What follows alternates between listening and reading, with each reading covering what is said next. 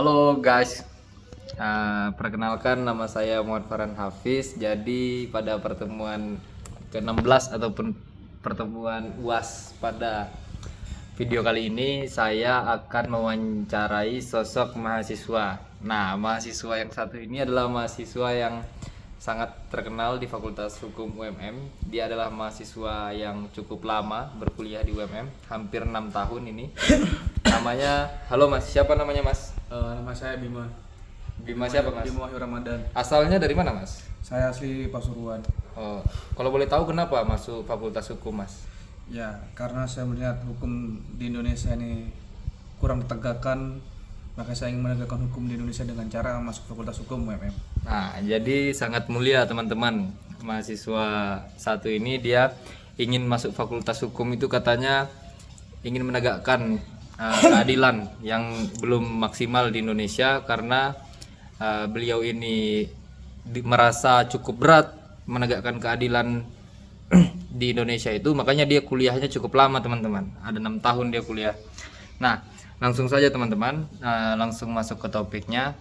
Di di wawancara kali ini saya akan menjelaskan tentang era lembaga negara di Indonesia.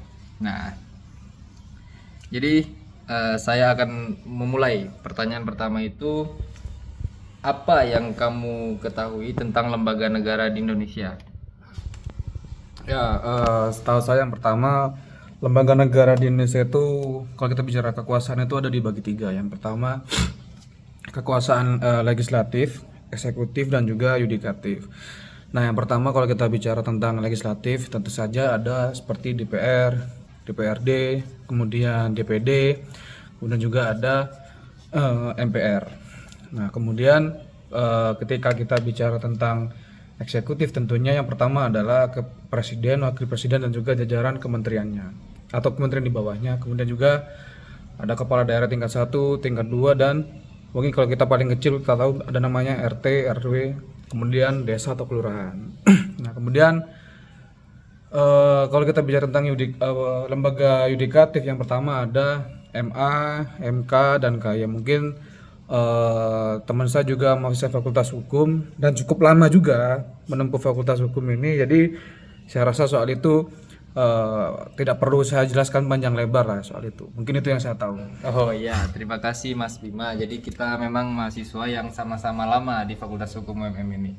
Nah, kalau untuk urusan definisinya, saya rasa kita semua sudah tahu dan saya juga sudah menjelaskan dalam beberapa video yang saya bikin dari pertemuan 1 dan pertemuan sampai pertemuan ke-15 terkait definisi tentang lembaga eksekutif, yudikatif, legislatif, dan eksaminatif. Jadi saya akan menanyakan secara apa ya? Boleh Mas Bima mungkin secara menurut Mas Bima pribadi terkait fungsi dan perannya. Yang pertama saya akan menjelaskan fungsi dan peran eksekutif. Nah, eksekutif itu kan tadi ada di jajaran presiden, kepala-kepala pemerintahan di pusat maupun di daerah.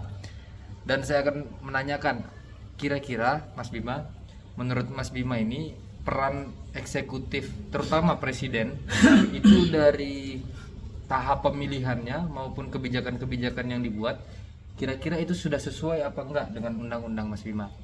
Nah, kira-kira udah sesuai? Kalau belum, kenapa? Kalau misalkan sudah, apa alasannya?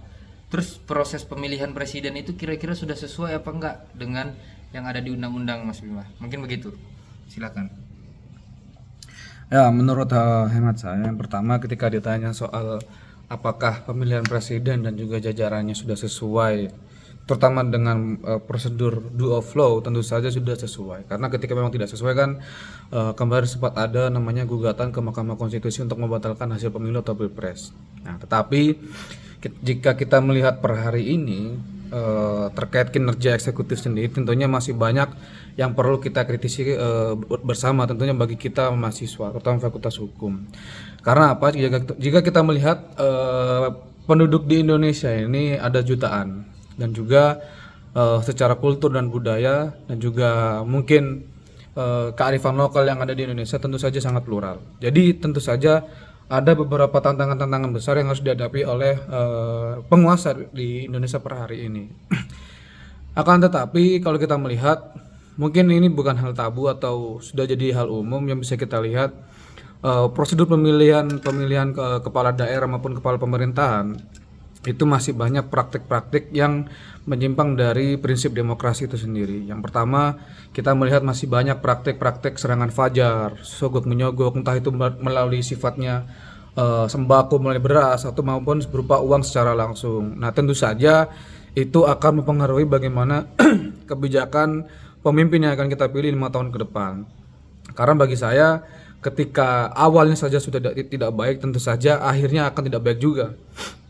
Nah, maka dari itu perlu dari kita mahasiswa Fakultas Hukum untuk yang pertama menyadarkan masyarakat, menyadarkan orang-orang di sekitar kita untuk bagaimana kita menentukan atau memilih calon pemimpin yang tentunya berintegritas dan juga dapat diandalkan.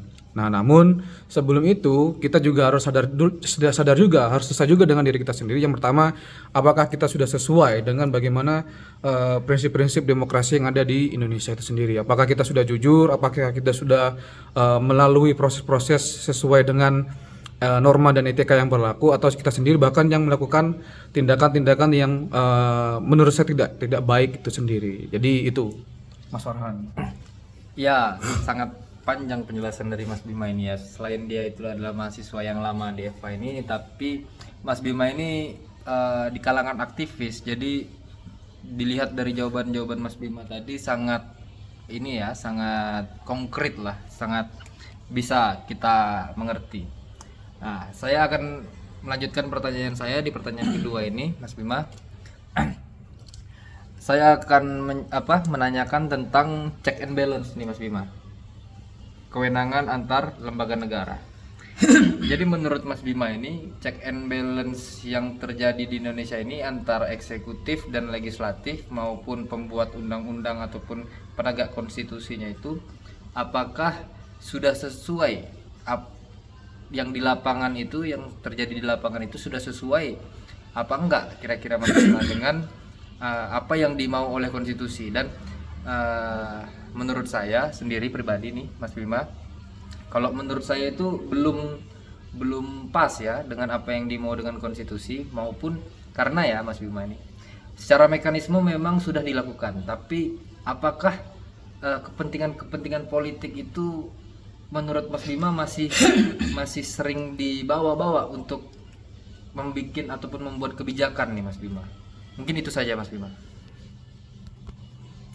Ya, terima kasih. Jadi ketika kita ditanya tentang bagaimana check and balances yang ada di negara kita ini ya tentu saja teman-teman bisa melihat sendiri bagaimana di media, bagaimana kinerja para pembuat kebijakan atau pemangku kebijakan di negara kita. Namun kalau kita bicara soal prinsip pembagian kekuasaan antara tiga tadi, antara legislatif, eksekutif dan juga yudikatif, tentunya masih banyak dan banyak sekali problem yang perlu diselesaikan. Yang pertama, ketika kita melihat bagaimana kontestasi politik tiap 5 tahun sekali, teman-teman bisa lihat sendiri, bahkan ada salah satu ketua umum partai politik yang dia menjabat sebagai eksekutif. Nah, sedangkan kalau kita tahu bagaimana DPR atau DPRD yang ada di Senayan, mungkin mereka ini adalah anggota partai sendiri. Bagaimana logikanya ketika mereka mengkritik ketua umumnya sendiri? Meskipun ada pemisahan kekuasaan di situ antara dia secara personal sebagai ketua umum partai dan juga sebagai menteri atau wakil menteri. Nah, akan tetapi secara politik hal itu tentu saja syarat akan kepentingan. Jadi menurut saya masih kurang efektif atau kurang maksimal bahkan tentang bagaimana check and balances antara eksekutif dan juga legislatif di negara Indonesia. Pun juga di ranah yudikatif masih banyak dan masih terang-terangan bisa kita lihat masih banyak kasus-kasus atau sengketa hukum yang syarat akan kepentingan, dan itu terlihat nyata terutama bagi kita masyarakat hukum ya. Dan juga menurut saya secara fundamental hal yang perlu diperlukan Indonesia per hari ini adalah bagaimana Indonesia memiliki partai-partai yang dia memang secara ideologis dia berpihak kepada rakyat, bukan hanya berpihak kepada kepentingan kelompok atau golongannya sendiri. Jadi ketika bisa kita lihat di kepentingan di rapat-rapat di DPR atau di DPRD dan juga di kementerian masih bisa kita lihat banyak kompromi-kompromi yang terjadi di belakangnya. Karena apa? Karena memang dirasa, oh karena dia satu ideologi dengan saya, karena dia satu kelompok dengan saya, maka saya harus amankan dia. Nah, jadi masih banyak kepentingan tersebut. Jadi belum ada benar-benar yang partai yang dia kita anggap kiri, yang dimana dia selalu mengkritisi atau menjadi check and balances dari pemerintah itu sendiri, tidak ada. Sejauh ini masih belum ada saya temukan partai yang 100% murni dan membela atau memihak kepada kepentingan rakyat. Karena masih banyak kepentingan kelompok yang dia bawa, seperti itu. Ya, terima kasih. Mungkin jawaban dari Mas Bima ini cukup dapat kita mengerti karena memang cukup kompleks penjelasan dari Mas Bima, karena Mas Bima juga seorang yang seorang aktivis ya teman-teman. Jadi terima kasih. Mungkin itu saja yang ingin saya sampaikan kepada teman-teman. Mungkin jawaban dari Mas Bima itu bisa menambah pemahaman teman-teman terkait bagaimana secara praktik dan secara teoritiknya tentang sistem-sistem kenegaraan yang ada di Indonesia. Apakah itu sesuai dengan praktiknya, sesuai dengan konstitusi, apakah tidak, yaitu tergantung persepsi teman-teman sendiri untuk mengartikan. Jadi terima kasih ke Mas Bima untuk jawabannya. Mungkin saya kasih hadiah sarung untuk Mas Bima biar sholat. Mas Bima ini sholat biar lulus Mas Bima. Mungkin itu saja yang dapat saya sampaikan. Wabillahi taufiq wal hidayah. Wassalamualaikum warahmatullahi wabarakatuh. Waalaikumsalam.